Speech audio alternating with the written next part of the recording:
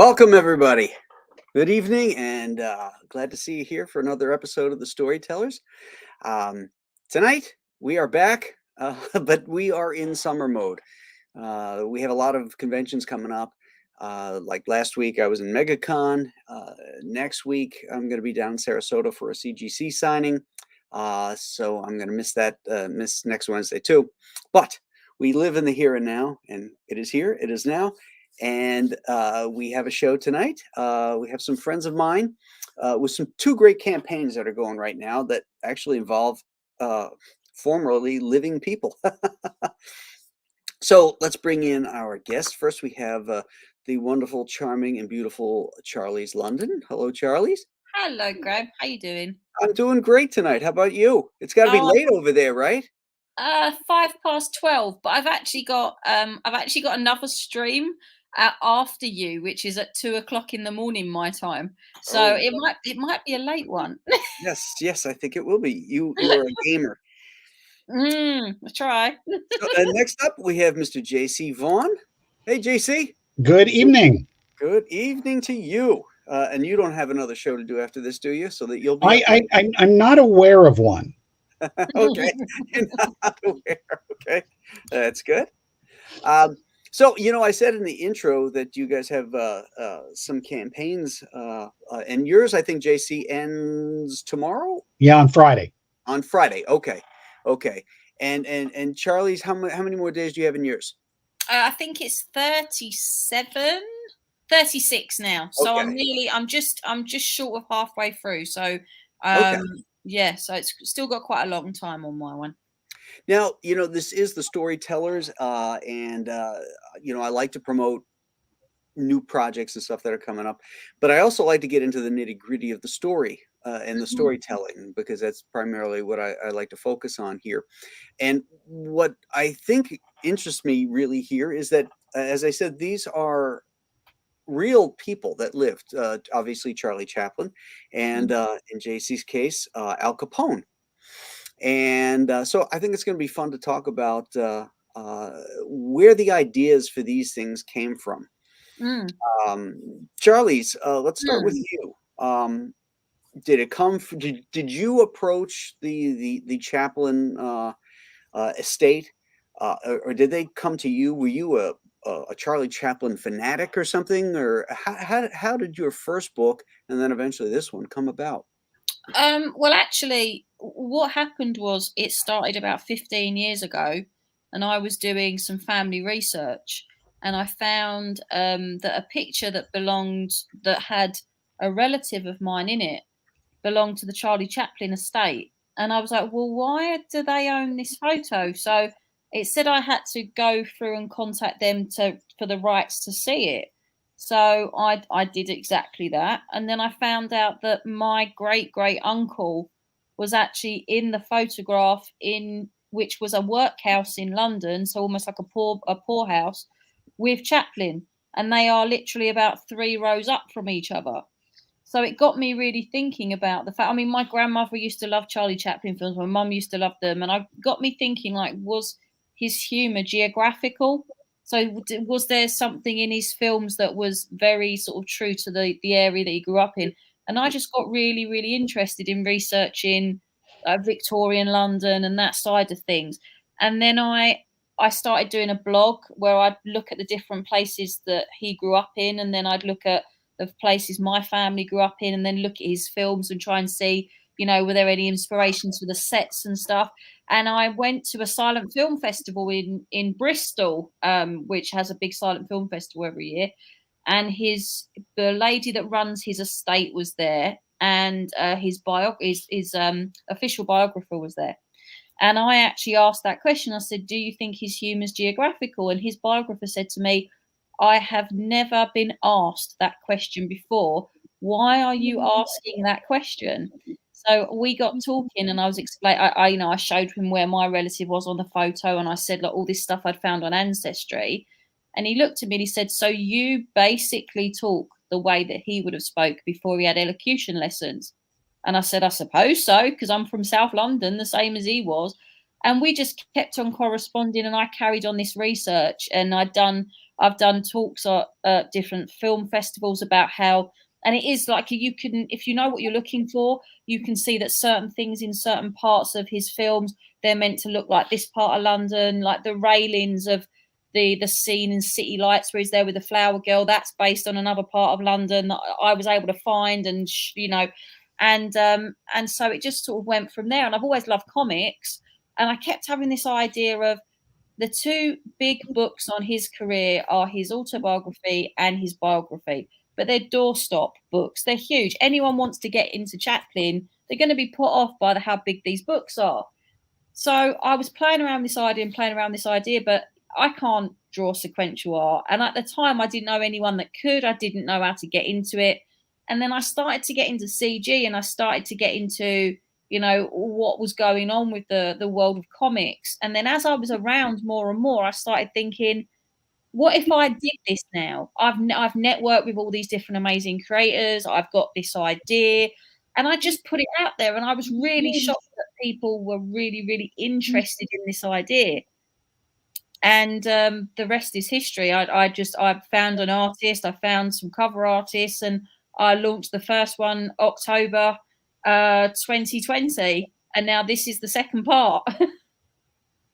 Well, I think we should show the trailer here. Absolutely. What do you think? Here we go.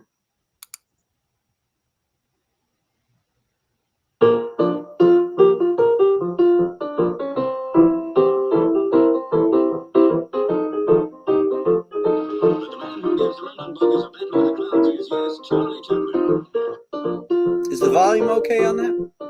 Yep. Okay.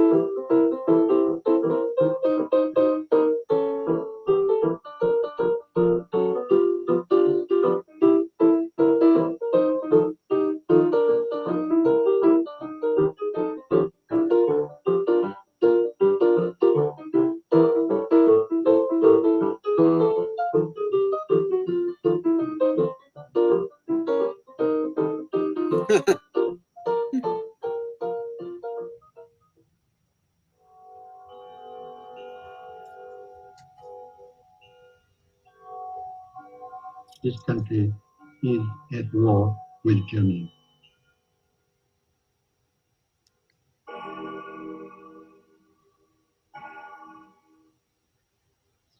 Soldiers, in the name of democracy, let us all unite!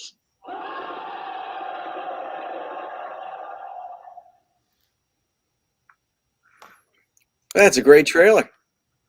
I'm very proud of that trailer. I made that all myself. It's really nice. Yeah, I did it. Well, the funny thing is I did it originally for the mailing list. And then when I went back to the drawing board and was like, right, what can I add to this to make this actually the main one, like, for the actual campaign? Everyone I showed it to went, don't change anything. Just put it on the way it is. It still is exactly what you need. So I put it on here. And yeah, people are like, wow, you did that. I was like, yeah, I wanted to make it look like a silent film. And I think I achieved that. But no doubt about it. No doubt about it. So yeah, I mean, it's been so obviously this is the second part. The first part was him growing up in London and how it influenced his really early career, and it finished with the making of The Kid and him returning to London in 21 to basically be, applauded as the most famous man in the world. Mm-hmm. And now the second one goes through from 1921 to 1941. So this one's going to be the real nuts and bolts of his life, really. This is the one that shapes everything because all his major films are in it. So you will have the Gold Rush, you will have City Lights, you will have Modern Times. You're going to, of course, have the Circus, and it will end with The Great Dictator. So it's gonna. This is the one where a lot of the big stuff's going in, and of course you've got all his public and private scandals and the things that really molds him to be in the end, like in the 50s, thrown out of America with the McCarthy era. Mm-hmm. So what's really fascinated me with Chaplin is that I think in order to understand him, you have to understand how British and American politics are different. Mm-hmm. and how the social and class systems at the time were different. Because on paper, I can completely understand why people would think he was a socialist. But at the same time, his idea of socialism and the left is totally different to what an American idea of the socialism and the left is. And I think that he never ever understood that. I Mm. think in some things he was really naive and very simplistic, and in other things I think he was just downright stubborn and wouldn't see past the end of his nose and couldn't read the room in how some silly things he was doing were going to cause him a lot of trouble. And I think that that's gonna very much be a big talking point of this book. And anyone that read the first one will realize that I love Chaplin and I love his work, but I'm also not I don't look at his life with rose tinted spectacles. So when he's an arsehole, I will let people know he's an arsehole. You know, when he does things that I think, God, you set yourself up there, you really did. It will be in this book like it was in the first one.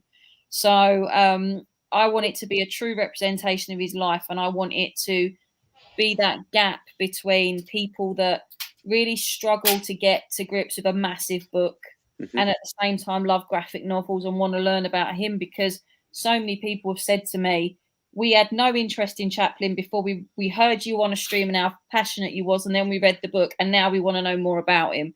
And I really, really think that that's my job done. That's what Well, you did such a good job on the first book that it was clear that you were going to bring back that audience and build upon it, because the first time out of the gate is very hard, and particularly if you don't have any experience in this venue, which you really didn't. So you are acting not only as a liaison and publisher, liaison to the Chaplin estate, and a publisher of this book and everything that entails, but you're also the writer, correct? Yeah, I'm writing it, and I can tell you now that it was a big nervous point for me. That the artwork in this is sublime. The covers were absolutely extraordinary. And when I brought out the first one, I really was scared that my writing wasn't going to live up to the caliber of what the artwork was, and how was I going to be able to achieve the continuity from page to page. I'd never done anything like this before. And actually, when I look back on it now, Graham, I think, my God, I must have had some right kahunas, because for my first book, seriously, who does that? Who comes out the gate with I'm not going to just come out and release a little book. I'm going to come out with this one. And I can tell you now, I think back now and wonder what I was on, because I took a gamble and thank God it paid off. But my God, what a one to come out the gate with. Right. Our little English girl has brass balls. I think so. I gotta say the really fascinating thing about this to me is how all of these things you've mentioned have come together. Starting with being inquisitive about the background of it, to meeting the folks from the estate, to writing this yourself, and tackling what is a great topic. And I got to say, I saw my first two Chaplin movies on the big screen when I was a teenager. It was a reissue of Modern Times and The Great Dictator. And I don't know how many teenagers these days get to have that experience. I'm sure, I mean, I'm not a million years old, but I'm sure it's a small group. And this has got to be introducing some people to the iconography and at least firing up their curiosity rather, about Chaplin, which is just a fantastic thing. Yeah, I hope that it does, because we're sort of that last generation that grew up with black and white films. I didn't have a color TV until 1974. I thought Star Trek was shot in black and white. 74. What were you guys, kings? As the generations go on, they're less and less inclined or interested in black and white films. And particularly silent. You throw the silent aspect in there, and they run like hell. They don't want to know nothing about that. But there's so many great artists that came out of that silent era. And one of the things that Stan Lee used to tell his artists early on at Marvel was, to get that Marvel style, that dynamic storytelling, watch silent films. Mm. And the reason is genius, because silent films, the acting styles are over the top. They're still utilizing theatrics to play to the back row, because that person that paid for that ticket in the back row wants to be able to see the emoting face, the same as the guy in the front row. And that was still being carried over in these silent films. They were very what we think of as over the top, but their expressions were so expressive. And translating that into a two-dimensional art form was perfect, because you needed to bring life to these drawings. If you do a photo reference drawing of a guy, with some sublime look, it looks flat. But when you push the drawing the way those actors used to push, that's when that drawing becomes alive. And so Stan was really brilliant that way, because there was some great stuff that Graham, that's a really good point, and that doesn't get talked a whole lot, because Stan was surrounded by a bunch of artists and a couple of freaking geniuses. But he was a really good art director. Oh, Stan was amazing. There's the story when they had the blackout, and guys weren't turning in their stuff, and Stan got off the elevator with wax all over all over his scripts, because he was writing by candlelight. The guy had a work ethic too. I think he gets maligned by all the people that are jumping on the artist sides. And there's certainly room for criticism, but there's no bad guy here in that. There's just human beings involved. Yeah. Yeah, beings with bad memories. I think that's true. And the thing is that I loved about sort of getting to grips with the first story, the first book, and obviously this one, is that Chaplin's story needs to be out there more, because we're living it again. I mean, we are 100% living it again. He was cancelled at least twice in his career. He was a victim of press manipulation. We've just come out of what happened with the Johnny Depp and Amber Heard trial today. Chaplin went through his own version with Lita Gray in the 1920s, to the point that years later, when she brought out the second edition of her own autobiography, she actually renounced her first one and said that she'd made a lot of it up. But by that time, the damage had been done to his career. There was things that were thrown at him that weren't true. It was a case of, because he was public enemy number one, it was really easy to do it. There was a case over here in the UK of someone that was a massive newspaper magnate that then went on to become the Minister of Propaganda, didn't like him for one reason or another, and put this whole big story around that he refused to fight in the First World War. And it cost him his knighthood for many years. And that was another reason why, like when he was asked by, McCarthy and like J. Edgar Hoover and that to why have you never taken American citizenship? His answer always was, because I pay my taxes, why do I need to? If he had just been honest, the reason that he never actually done it, maybe more people would have actually thought he wasn't a communist. The reason that he didn't want to give up his passport was because he wanted to become a knight. There was something that was burning inside him where he wanted to be knighted by the monarch, that he was Sir Charlie Chaplin, because he'd come from the gutter from a really working class poor family. He wanted now not only to be the richest man in the world and like this amazing character, but he also wanted to be able to mingle with the upper echelons of British society and stand amongst them. But he couldn't do that if he got rid of his British passport. You can't become a knight of the British Empire if you're not a British citizen. But if he'd just been honest about that, he may have saved himself a lot of hassle. One of the things that's so interesting about that is that we make such a great deal of having separated from the crown, and yet, what's the quickest way to sell a TV show or a romance movie or a newspaper in this country, but put something in it about the royal family or somebody marrying a prince or something like that? We're bloody suckers for it, and I tend to believe. But I also know that in that generation, you didn't speak of wanting to become a knight, because that would undermine your chances of it. Yeah. Did Yeah, it's Charlie true. ever get knighted?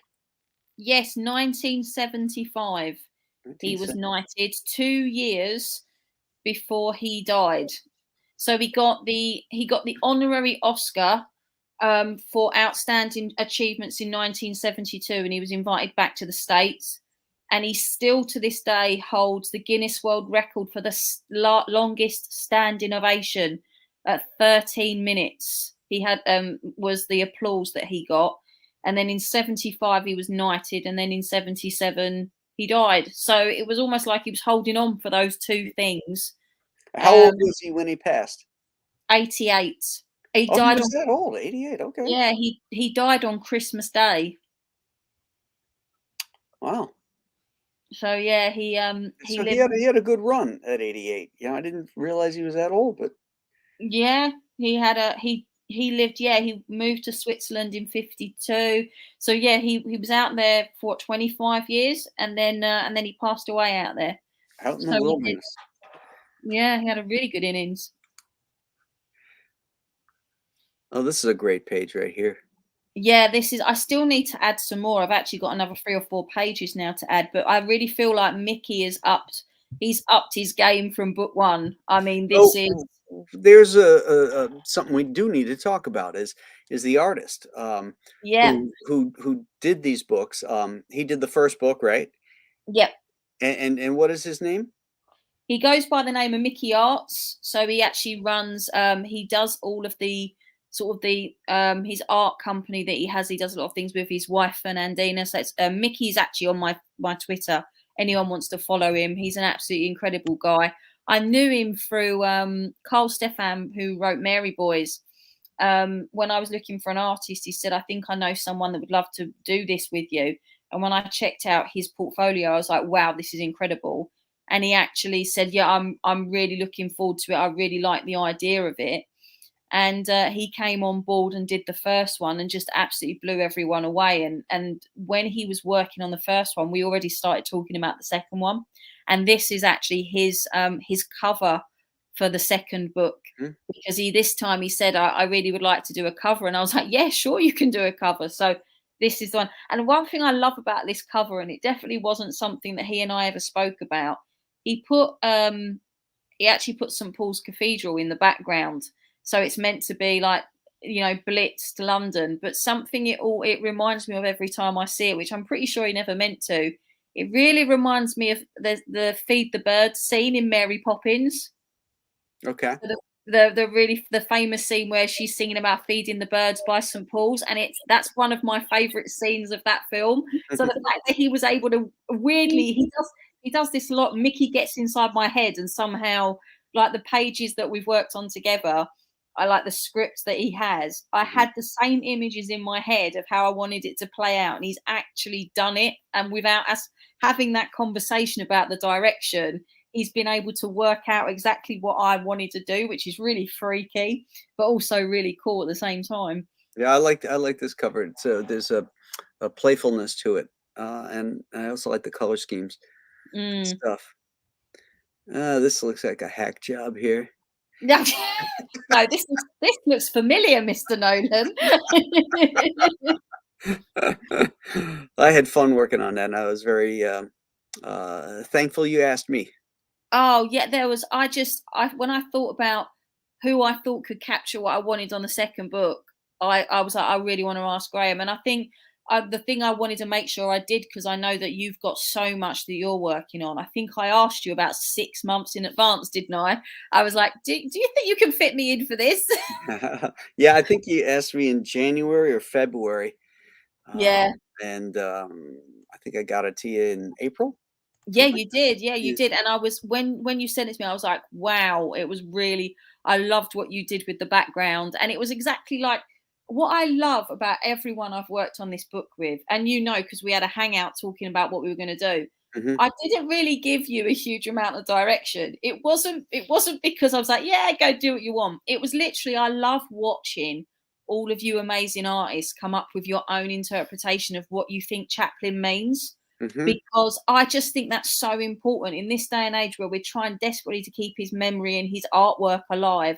I love to see what other people's interpretations of him are. I mean, for example, you got your fantastic cover, and then Gabe went and coloured it, and they look like two separate covers, even though they're the same image. Yeah.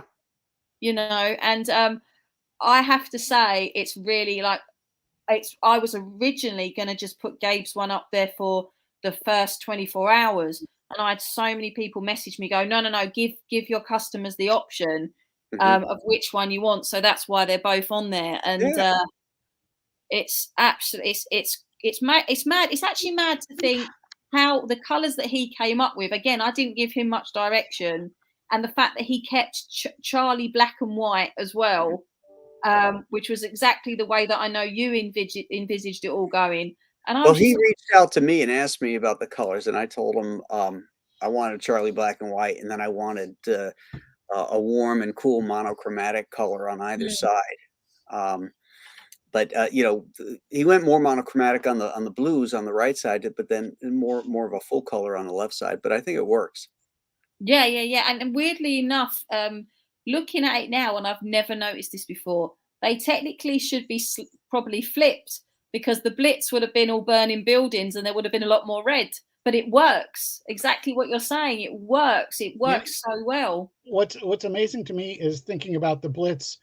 I took this as sort of the morning after, and they're still putting out some of the fires, and it's sort of almost sunrise, but not quite. But I love the cover. I can't decide which one of them I love the most. I'm so happy that people that have worked on this book are actually, you know, bringing their own thing to it. I mean, Peter Gilmore's circus cover here, the monkeys are just terrorizing the poor man. But you had that clip in your trailer too. It looked like the monkey was biting his nose. Yeah, it wasn't. I think it was mouthing its nose, because he'd actually trained them by that point. But you know, that film in itself is incredible. He doesn't talk about that film in his autobiography, because it was a whole period of his life he was wanting to block out, because he was going through his divorce and he nearly risked losing his sons. And he didn't even talk about the film because the big top burnt down and there was all these things. And he actually doesn't talk about it, but it's an incredible film. At one point, he's in a cage with a tiger. There's a whole fantastic scene with these, like, with this hall of mirrors that he does, and yet he doesn't ever talk about them. It's crazy.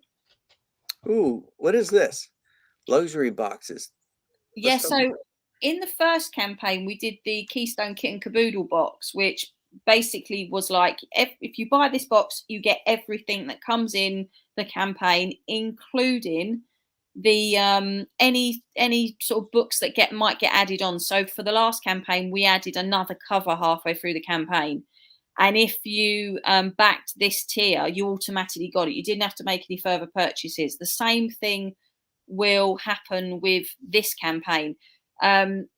The image that you see there is a working image, because that's the image of the original Kitten Caboodle box. But we're going to have the same style and format.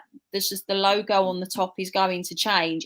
Instead of it having the Keystone Cops, it's going to have the cogs from modern times and him actually going through the cogs. But the design is still being worked on. But everyone got that, loved them. It's a matte box with like a shiny vinyl, and it looks really classy when they turn up, I have to say. That's cool. And Statistical Zero, I know, is in the chat. He designed, as you've seen, Graham, at the back of the book, the Tramp Tales, which was a whole thing that we came up with, little children's stories for the last book. They were really well received, so we're bringing them back for book 2. And people loved the character of Buster the dog. So we decided that we're going to make little figurines in this campaign, 3D printed. They're done by Studio 7 Collectibles, which is one of the CG UK guys, Jim. And they're going to be painted silver. The ones that you'll get in the Big Top Circus box are going to be silver, but you can also get them unpainted on the campaign, so you can paint them yourself. Nice. That's a cool idea. So that's Stat Zero's design right here? Yeah, so his actual design of Charlie and Buster, we've had 3D printed so that people can have one of their own. Nice. We got stretch goals here. Mhm. 30K. 40K. Very nice. Yep. And of Get course, the little logo at the bottom there, which says that this is all officially licensed. And, you know, before I launched this, the chaplains had to go over it and make sure that everything with the campaign was fine, which they loved it. They did actually, I told you, didn't I, Graham? It was quite funny that one of Charlie Chaplin's grandsons is a massive comic fan, and he couldn't believe I'd got you working on this project. And his name is actually Charlie Chaplin. So you Wow. can Oh, you that's can now, magnificent. you That's can now wonderful. officially say that Charlie Chaplin is a fan of yours, just not the same one. We don't have to get into details. No, that's fine. Yeah, That's fine. that is magnificent. That's very great. That's great. Well, you have a great campaign, Charlie's. You've got some great artists working here. Some great perk levels. So you know this thing is going to really take off. You're 36 days left. We're Yep. at 18,206 US dollars, which is very, very I nice. think that probably just went up since I just backed it. Well, let's do it. Let's do a refresh and see if anybody in the chat has updated here. Let's see. Oh, there we go. Oh, thank 18,282. you. That's amazing. I mean, we are actually, so we're fulfilling, well, on the campaign it says July 2023, but we've put that purely because we're going to give ourselves more than enough time. Mickey and I pretty much think we're going to be done by May, June, and we're going to be shipping them. But I wanted to make sure that last time he got ill, I got ill, and then it sent the whole campaign back a bit. So we decided just to make sure there were no pitfalls, and everybody prefers it when you get your book out early. And Amen. that's what I really want to do. So I just thought, you know what, give myself enough time. Worst comes to worst, I have 6 weeks off in the summer of next year because that's what we get for school holidays. I'll fulfill like a mad woman then, but hopefully if it doesn't go that long, I'll be fulfilling before. Fantastic. Dr. Mass, Graham Chenu mini statue? Make it happen. Yes, I agree. Oh, That's not a bad idea. I'm in for that. Yeah. I'm doing a Chenu plushie. Oh, yes. Yeah, it's gonna be awesome. It's like a cute looking Chenu, and he's holding a little red heart. Oh, that's amazing. I cannot wait for that. I mean, when the Diaz boys launched the CG Vacation the other day, and I saw the Chenu laying on a sun lounger, Yes. I thought that was cool. But now having your own little plushy Chenu has just moved it up a notch. It's going to be a lot of fun. Yeah. So, well, I got one question about Chaplin. Yeah. And do you touch on his music at all? That his music, well, there was a bit about it in the first book. Okay, good. I did that as an add-on, so that's good. I confess that before Jeff Lynne's solo album, Jeff Lynne from ELO put out an album called Long Wave, and it was oldies. And one of them was the song Smile, and I had no idea of its connection to Chaplin. I knew the song right away. So what I was about to say is that with the first book, there was an add-on about his relationship, his friendship with Stan Laurel, and there's a whole section in that about his love of playing the violin. Now that isn't included in what you've just backed, but I've got loads of spare copies, so I'll put one of these little ones in there as a little thank you for backing today. Thank you so much. I'll just keep it to one side so I remember, because obviously I've still got a while to fulfill. Indeed. But Modern Times, actually, which is going to be the second book, talks about modern times. There is going to be a reference to what you're talking about there, because the theme tune to Modern Times is Smile. But it's not till years later that the lyrics are added. He never wrote the lyrics. He wrote the actual score. Oh, that's amazing. I would have thought it was the opposite. So that's that's phenomenal. No, he went back and he did this weird thing with a lot of his films. Like, he went and wrote the scores later on, but then he started to do this crazy thing where he started doing voiceovers over his films. Like, if you get any of the newest box sets, all of his films come with there'll be, like, the Gold Rush is the best example. There'll be the Gold Rush 19 42 edition, and the Gold Rush like the 1925 edition, and the 42 is actually going, and here we see the little fellow, and he is going to talk to the young lady, and it's like, Oh why? yeah, I've heard that. Yeah. Why have we got a DVD commentary by you way before?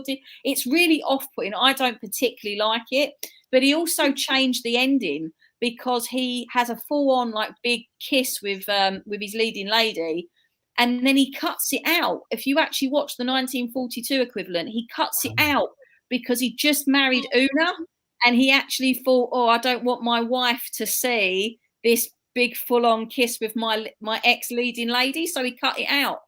So it's really weird. Like some of the things he does with his films are a bit strange. Well, he was Lucas before Lucas. Oh yeah, definitely. So JC, you got yourself a cool looking Dan Lawless cover here. And absolutely. How did I have no idea how I lucked out of meeting Dan. Well, it's actually, I do know how I lucked out. I don't know what stars were in alignment, what blessings from heaven were there, but golly, can that guy do a great job. Yeah. Let's play the trailer. Please.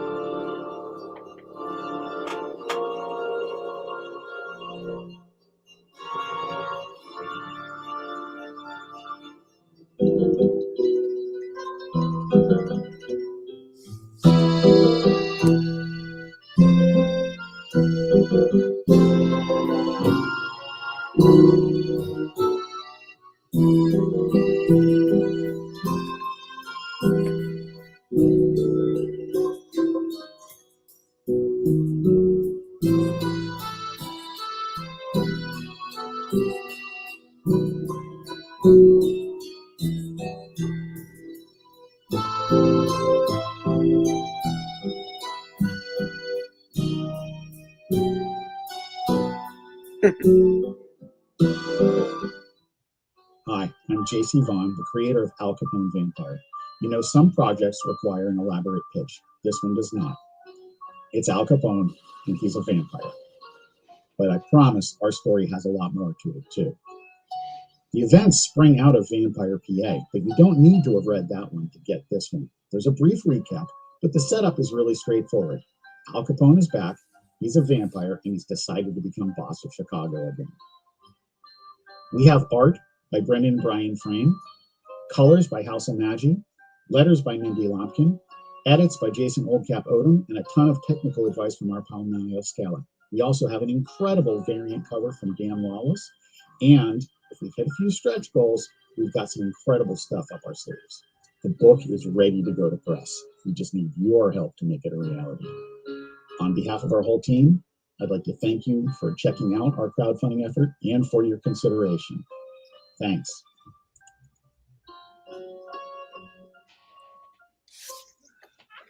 Very nice. Very Yeah, nice. I like that. Yeah. I love, I'm a sucker for cross genres. So, i.e., Alien Alamo, I just love that stuff. It gives you a chance to play in two different worlds at the same time and explore some of the tropes of both at the same time, and sometimes marry them and sometimes contrast against them. So I think that's really cool. So let's get into the story aspect, JC. Sure. And where did this idea come from? It absolutely spun out of originally. Yeah, I never know what's going to strike me. I should just admit that right up front. I wrote a short story for a vampires anthology. It was a prose fiction, and I misheard manga or anime title, and it became Vampire Hunter Dean. And so I wrote the short story about the character and how he became a vampire hunter. And it's the second time I've taken a basically working class guy. In Zombie Proof, it was a locksmith who fought zombies. And Dean is a HVAC repairman who fights vampires. And the first story, Zombie Proof, was set in Texas, where I grew up in my teenage years. And this story is set in suburban Pittsburgh, where I was born. And So as you would naturally think, what happens if your childhood favorite movie theater is inhabited by vampires? I mean, I know everybody thinks that. And I wrote a 3-issue miniseries, and then we did the one-shot Vampire PA Bite Out of Crime. And I think I had to come up with something to go with the title. And I go, what about Al Capone? And thankfully, my artists, Brendan and Brian Frame, who've done many projects with me, when I say something stupid, they go, okay. And then they make it work brilliantly. And like, for instance, the skull cover there, which is it's an homage to Punch Comics number 12. I did my own little art direction there, and showing that I put the guy with the gun, which is Al Capone. I put him in the left eye, or the right eye rather, as I thought it was more dynamic reaching across that way. But that was pretty much that, and the fact that the skull has fangs are the real differences. Wasn't the cover of Plastic Man #1? That is a big skull. That is a big skull cover too. It's really funny. Aaron Lopresti said the same thing, man. Yeah, and absolutely, that's a big one. This one is dead on send up homage, whatever, of Punch Comics 12. But yeah, there's some truly great skull covers all the way up through that glow in the dark Ghost Rider cover. So there's a great history of them, and to me, this is like one of the greats. So, so anyhow, I just came up with the idea of Al Capone being in there, and it's not. I just have a history of doing that. Like you, I like mixing genres. In Zombie Proof, I have this weirdly unhomogeneous Texas city, little town, where it's like really diverse and nobody says anything about it. And there's one guy whose name is Jack Watanabe, and he and our hero and a couple other guys get locked in a house by some other people with zombies. These people were trying to kill them. He is so freaked out by it that so far for the remainder of the series, he has dressed as Harpo Marx and does not talk. I like that. And when I called my artist about that, my partner on that one, Vince, and he goes, yeah. And he does the worst thing you could do. He encourages me. So when the chance to have Capone in this came up, I've always been fascinated by the character. What happens if he comes back and he's a vampire? And at the end of his life, he did not have his mental faculties. He had the basic IQ of a 12-year-old when he died. Who, Capone? Yeah. Yeah, he had syphilis, AD, right? Yeah, okay. Yeah, and he was, and a lot of people think he died in prison. And matter of fact, I deliberately have one of the characters say that in the Bite Out of Crime where he first appears, but he didn't. He actually was allowed out on compassionate release, which is just amazing when you think it's freaking Al Capone. Did he die of neurosyphilis? Yeah, that's what Chaplin's mum died of. I didn't know that. Yeah, that's what she died of as well. That's interesting. Neurosyphilis. Yeah. It was quite common that a lot of people back then, it wasn't sexually transmitted. I don't know about Capone's case, but a lot of the time it was just living in very poor and very unsanitary conditions, and it attacks the spinal cord. And that's how people end up it goes to the brain. Interesting. And so Capone had like the disposition of a 12-year-old when he died. So I needed to address that and get him back to his Al Capone self. And I'm like, okay, well, maybe he's been a slowly gestating vampire who's just now back. I like that. I've come up with what will be a 4-issue miniseries as its own part of Vampire PA.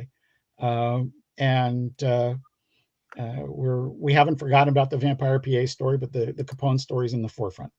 So this is going to be the first of 4 issues then? Yes.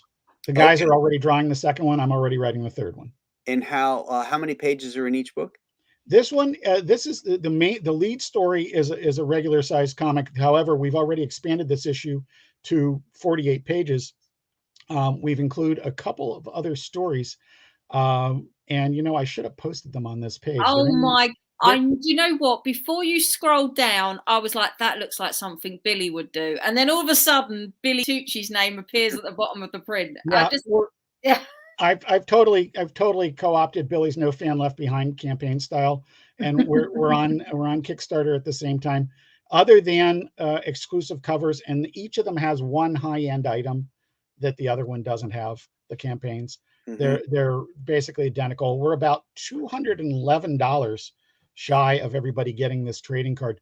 This was the cover that Billy and Wes Hartman did for my big signed limited edition, very limited edition of the collection of the original Vampire PA miniseries. So many people have seen this, very few people have had it. I just love that image. And because it's set in suburban Pittsburgh, and this is what I like, what you said, Charlie's, about collaborating with artists and not knowing what they're going to give you and you can't wait to see it. The clasp on her dress is a Pittsburgh Steelers. It is. I just saw it. Logo, Pittsburgh man. Steeler, yeah. And Billy, you know, Billy's not a Steelers fan. He just knew it was appropriate for, you know, for the audience. And I thought that was such a great touch. I was blown away by that. In addition to just loving the art. And Wes's colors on that are just dynamite. Yeah. Yeah. So the other stories, can you hit the update there, Graham? Yeah. It'll be the top update. The top update. Billy's and under the updates, under the video. Billy's doing a print on my he did a print on my first campaign, and he's doing a print on my second one as well. So it's always it's wonderful. It's always lovely to have him on board. Yeah, so go see if I posted it there. I think I might have posted the art below there. There we go. No, that's me. Look at me. Oh well, so much for that. I guess I didn't. I do a bad job.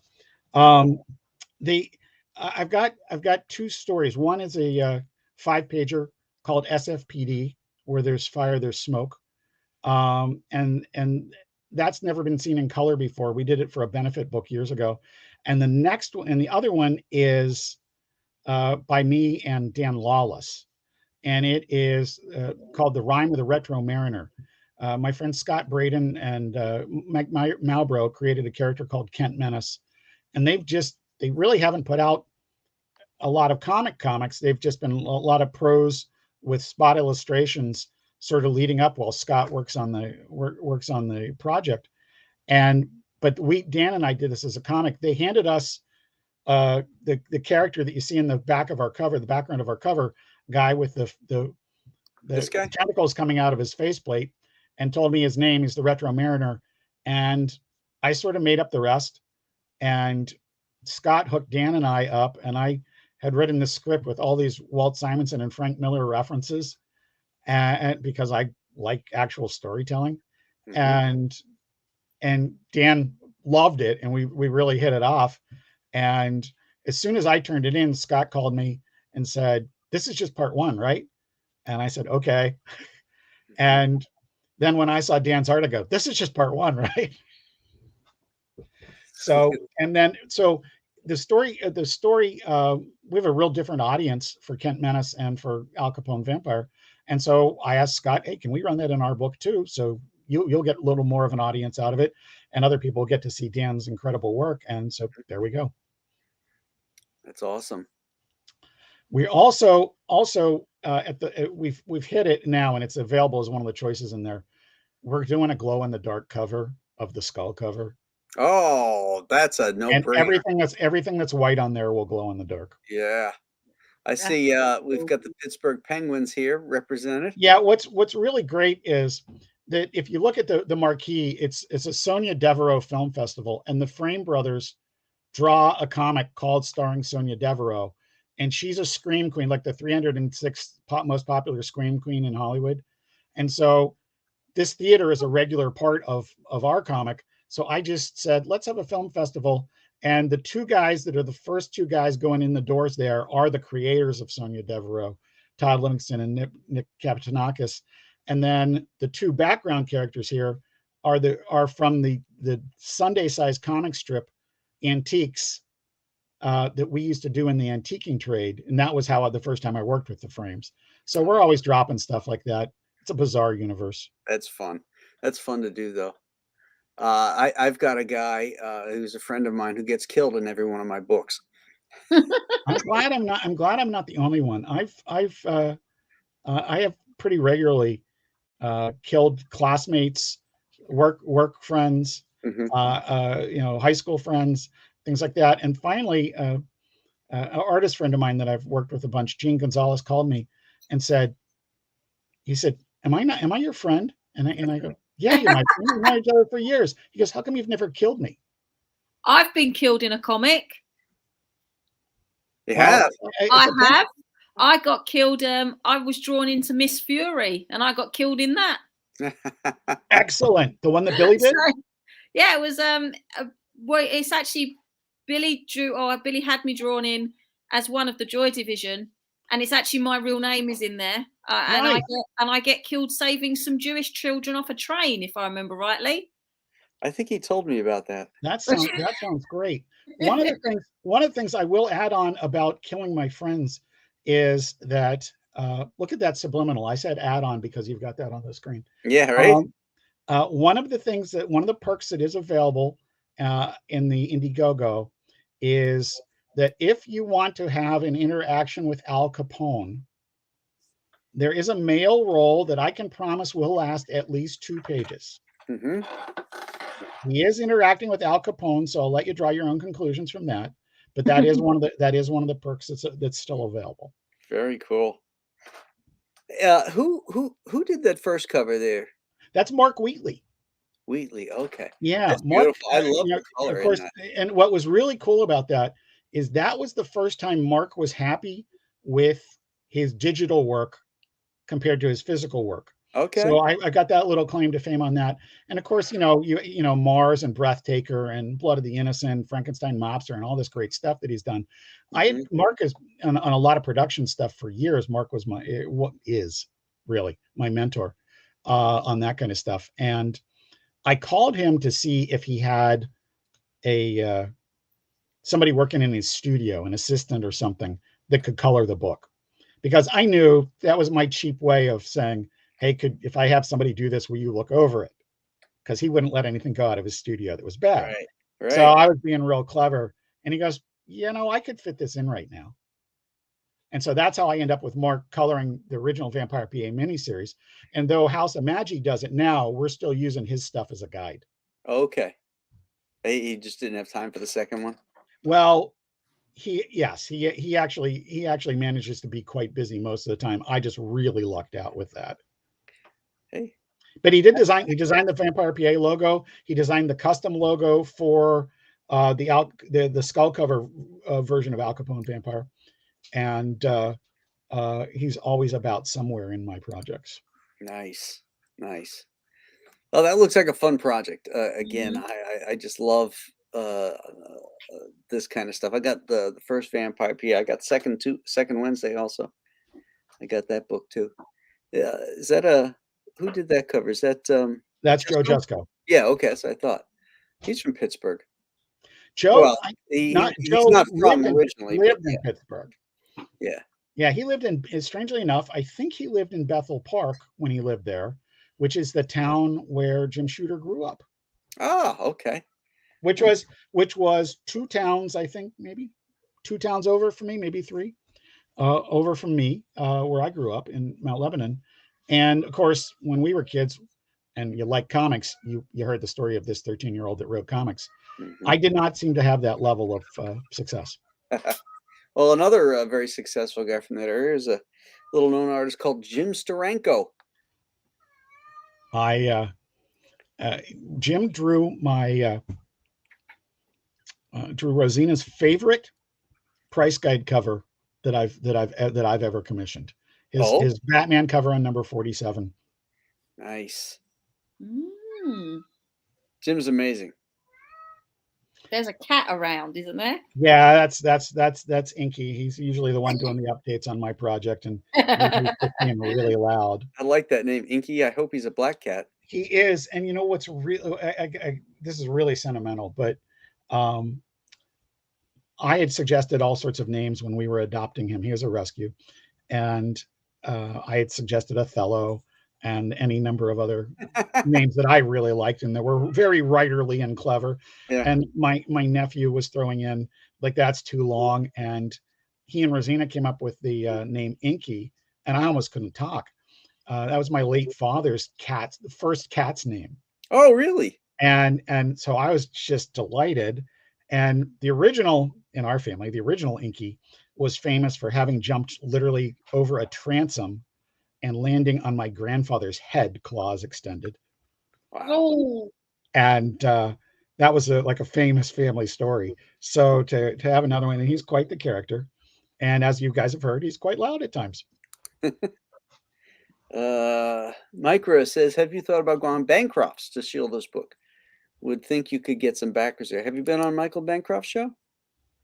I have not. Ah, okay. I'm going on the 4th, I believe it is, because we have a lot of trouble trying to get these times together. Yeah. Because Oh, I obviously, can imagine.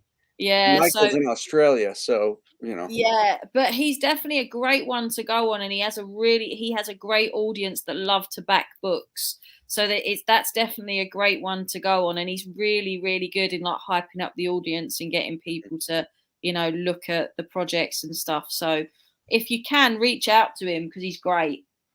Dr. Mask reminds all of you to hit that like button. Yes. We need to thwart the algorithms and to get as many people seeing these shows as possible. So Amen, yeah, please, brother. please hit those like buttons. And if you haven't done so, please subscribe to the channel. Doesn't cost you a thing, and you get all this great fun and entertainment at no extra charge. So please do that for us. Christina Lynn is here too. Hi, Christina. Oh. Or is there anything else you guys want to talk about as far as your campaigns, or what's coming up next? Maybe you got something lined up to. Well, I definitely have a couple of projects, because crime and vampire comics haven't been hard enough to sell. I've got a romance comic. Oh. And it's called Dreaming with Mary Sutherland, and it's been done for quite a long time, and I just really need to do it. It's not going to be a big campaign because I just sort of can't imagine it being a big campaign. But I think it's a lot of fun. It's a inspired by reality kind of story. And beyond that, I've got the next installment of Al Capone. All right. And we have my pal Joe James and I. Joe was a Dennis Cowan's assistant pre-Milestone, and then was Dwayne's assistant at Milestone, and then got hired away by Jim Shooter and J.J. Jackson to go over to Defiant, worked with them at Broadway, and now he is a development guy. He does he storyboards and breaks out like 3, 4, 5 Super Bowl commercials a year, among other things. Outstanding. And major campaigns that you would have seen he's done. But he still loves comics, and he and I have a project called The World at War, and it will it's done. We need to tweak the accompanying text. Need to get a couple of variant covers, but we're just about ready to go on it. So the interiors are done. The artwork. Oh yeah, interiors all lettered and everything. Yeah, and I pretty much Nice. have got to the point where my projects aren't, and I think something like Charlie's London is just super ambitious, and I've got my hands full with the Overstreet Comic Book Price Guide and everything else to do. I can't do any project that's not ready to go. Like when the funding comes in from Indiegogo and Kickstarter, I'm ready to be on press. Good. And that's and that I have to operate that way because unlike a lot of folks that are doing this, I have a more than full-time job that I love. And so this is a great creative outlet for me. I love this. Wish I could do more of this, and sooner or later I will. Mhm. But this is that's the reality. And so I have to have the stuff ready to go when it's that, or because if I don't, something will always come up. Well, Yeah. the advantage of that is that you'll never your backers will always know you've got your stuff coming, and you'll never let them down. Yeah, yeah, and actually, in my experiences, with seeing how people support books and seeing how people trust the creators, they do actually. In my experience, if you're not a pro and you don't have that, you don't have a name like like Graham, obviously, and Billy, and so on. Where they know that you've worked in the industry for so long and there's a certain amount that you know about. If you're coming into it like me and you don't have these things to fall back on, people are very skeptical about sort of plunging their money into an unknown. But Mhm. if they know that you've got like they know that I've got a career, they know that obviously you've got another career, people are more in my experiences, they are more likely to back you because they know that this project's going to get fulfilled, because this is not your only source of income. So Yeah, they're I not think going that's to true. worry about the finances. And it sounds really harsh, but people, we've all heard these conversations happen, and people are more inclined to back you if they know that that's the sort of background premise. But like for me, when I was fulfilling my first one, I was doing it every single evening after coming home from work, and there was me Oh yeah.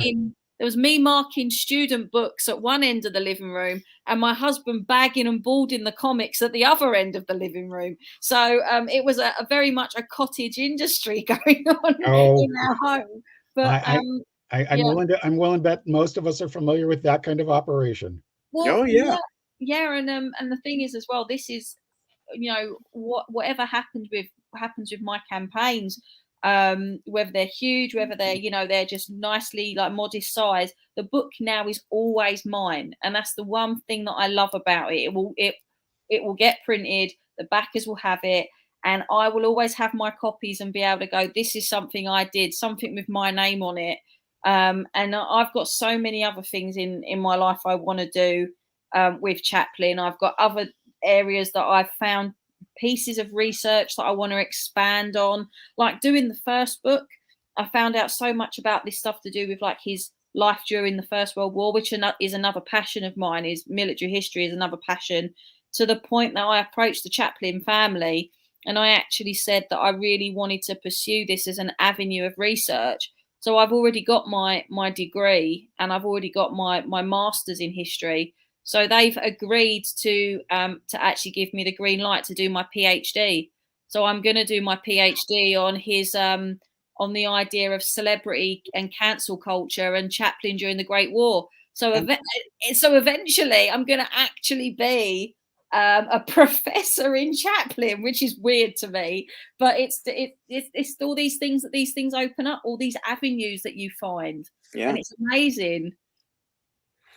So is that what the future entails for you once you get this one done? Do you have like a publishing plan that the next one's going to be such and such, or are you going to go off and to explore other genres or anything like that? There'll be a third one of this, which will take you up to the end of his life. I've already started thinking about what the title of that's going to be and how that's going to work out, because I kind of like to think about how that book will start, because of how this one will end, so it creates continuity. But also, I've got other stories and things that I want to do. Like I've got some First World War some First World War comic ideas I've had. Funny enough, I know Billy's in the chat. Billy and I have talked about a book. I've had an idea for this particular World War II graphic novel, and he was helping me with a title, and I was telling him what did he think about this premise of this story. So there's all these sorts of things. That the one that I want to really do is one that we came up with the title together. He's not working on it. He just gave me some pointers, but it was called Operation Butterfly, and it's going to be about basically a woman who flees Nazi Germany to come and work for the SOE, because she thinks that her husband, who was fighting for Nazi Germany, has been killed. And he sends her away because he knows that she's Jewish, and she finds out that he gets killed. So she's got all these things about she hates the Nazis because of the fact that they effectively killed her husband, but now she's equally fighting for the side that is not her homeland. And there's going to be some like twists and turns with that story. So that's something that I would like to do in the future. That sounds fascinating. I've penned the story down, but I want to get Charlie's London done. But I also want to do something that's not like normal girly stuff. I know that sounds like a really ridiculous thing to say, but I love the idea of getting my teeth into a World War I or a World War II novel or a graphic novel. So yeah, that's where I think I'm going to end up. Well, Billy, thank you for that $5 super chat. 3 amazing creators with fantastic campaigns. Please pledge or share and support them. Thank you, Charlie's, for finding my uncle's grave. Yeah, so when I went to Belgium last week, I was doing again stuff to do with World War I. Billy had spoken to me about a month ago, and he said, I found my relative, because I know that from talking to Billy many, many times, half of his family is English. And he actually found this particular, on his father's side, a relative who died in the First World War. And I looked him up on some of the databases and archives I've got access to. And I went, Billy, he's got a known grave. I said, he's actually like buried in Flanders. Like, he's not listed as an unknown. He's got a grave. So he's like, oh my God, that's incredible. I said, he's buried 20 minutes drive from my great grandfather, who was also killed in the First World War. Mm-hmm. And I said, I can take a detour and I can go there for you. He's like, will you be able to? I was like, it really is it's no hassle. Like 20 minutes drive for me. You guys are over the other side of the world. Like, of course it's no trouble. So anyway, I was able to go and I was able to find him, and I took some pictures. That was really touching. He had kept me in the loop on that. That's cool. And that really, I had friends that my dad died of relatively natural circumstances, but is buried in the National Cemetery in Dallas-Fort Worth. And I had friends who went out as part of the group that decorates the graves at Christmas time, that puts the wreaths down. Yeah. And it meant the world to me when they sent me a photo. I'm not a big go to the cemetery kind of guy. Right. I don't expect to suddenly become one, but it meant the world to me to have that. Yeah, I mean, and it's just, it's such a simple gesture, and it took no time, and it was just, we went there, we knew that, there's a high chance that Billy will never get over there to see it, because it's, life gets in the way, and it is the other side of the world to an extent. And I'm so used to finding these things and finding this information. It was not, Billy, listen, you don't have to feel that way. I would do it for you a million times over again. I'd do it for anybody. Like, if anyone here was to message me and say, next time you're over, could you find this person? Honest to God, it takes nothing. It's no effort for me. It's the least I can do for these people. And weirdly enough, where you are now is still the 1st of June. Obviously, I'm in the future a little bit, because it's it's 1 a.m. here now. But that was actually the day in 1917, the 1st of June, that my great grandfather was killed over in France, so in Belgium. So actually, it's and what's really weird about that, you say about your cat, the 1st of June's also my brother's birthday. We never knew anything about this man. We've only found out about him in the last 6 months. He's not only got his date of death is my brother's date of birth, not the same year, obviously, but my brother's name is William Thomas. This man is called William Thomas. My mum knew nothing about him. She just thought William and Thomas went really well together. So how weird is that? There's so many of those things in life that you can't ignore. Well, it's not as weird as Billy being 10% Irish. That's all I'm saying. He's 10% Irish now, but then on Paddy's Day, the guy's 110%. You should see him running around. Hello there, Mr. Norton. Good on him. Oh, that's great. That's great. Well, guys, I want to thank you for coming on and talking about your motivations and for sharing the stories. And if you guys haven't backed these projects, please do so. Let's do a refresh, see if anybody has picked up anything here. Let's see, 19 backers, 1865. There we go. We picked up a backer there. 1892 for Al Capone. Well Nice. done. Cool. 11. Let's see if we pick up anything here. Oh, well, we picked up I picked up a couple earlier, but Yeah, so we we're up picked at up 2 at two. 11, but we still have 36 days on that one. Yeah. But yeah, guys, great creators, great people, great projects that will deliver on time, and they're really good about, which is my big stickler, is updates. Updating you guys on every step of the way. That's the mark of a pro. And my two friends here are true pros. So please back them, support them, and support our Comicsgate community. We're all in this Graham, together. what's coming after Two-Fisted Manly Tales? After Two-Fisted Manly Tales, there's going to be the Shinu, of course, the plushie. Mhm. And then I will show you something here. I cannot wait to get my hands on that. I mean, I have been banned from buying any more cuddly toys for this flat, but I'm sure that I can make my husband, or let my husband make an exception for that one. Well, let's see, where is it? Okay, let's put this up here. Let me find out. Jan, can I have a Shinu plushie, please? There we go. Thank you. There we go. Here's the next story in the Nolan verse, the Ghosts of Matacumba Key. Okay. I just yeah. just got that logo done today. Still some tweaks to do on it, but it's going to be a romance, ghost story, and a touch of crime fiction as well in it. As the story takes place in the Florida Keys.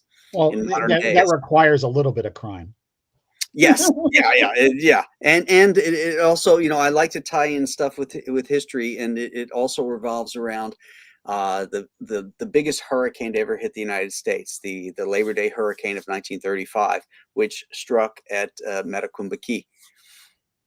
Wow. So, Okay. yeah, so it's really going to be a lot of fun. I'm looking forward to this one. We've spoken about this one before when you and I were talking, and I really like the idea. I also like the way you interweave history with your books as well. Like you did it for Alien Alamo as well, and it gives it that feeling a bit more of authenticity for like a bit of a backstory, and I really love that. As you know, like that's obvious. So, that I would love something like that. okay, so this is your second weather themed one. Well, I suppose you could say that. I mean, it is not themed, backdropped. Yes. There is a storm that is a backdrop here. It's a little bit different. The storm was also an atmosphere piece for the Shinu, whereas this one is more of a historical context of what drives some of these characters together. So yeah, You know what's really funny? All like the basic storytelling classes you go to, they're like, stay away from weather, and I'm like, I grew up in Texas. Oppressive heat is part of is part of your setting. yes, and weather can become a character. Yeah. Oh, absolutely. Yeah. This is a whole nother show that we could do about that. I always thought that, like, not just Stan, but if you go to Jim Shooter, particularly as a writer, but Jim Shooter's Marvel, New York City is a character. Oh yeah. And whether it's Hell's Kitchen in Daredevil or the Avengers Mansion or whatever, it was a very the present reality in each of those respective eras was a character in that, and that was one of the things that you guys sort of imbued in Gotham that many other creators didn't. When you guys were doing the Bat stuff. So, at any rate, like I said, that's a whole nother show. Yeah, that would be a cool show. So, alrighty, guys. Again, thank you so much for coming on. Thank you, Thanks for everybody having in us. the chat, for watching the show and listening. Oh yeah, absolutely. By the way, thank you to everybody in the chat. Really appreciate it. Yeah, I second that. Thank you so much, and thank you for having us on, Graham. It's always lovely to come on and talk to you. Oh, it's a pleasure. Always a pleasure, guys. There probably won't be a Storytellers next week because I will be traveling to CGC headquarters for a signing event. So I'll have to catch you guys up the following week. So until then, I guess I'll see you on the Kings on Monday, if not before then. So have a great night, everybody, and we'll see you then. Thanks. Bye. Bye.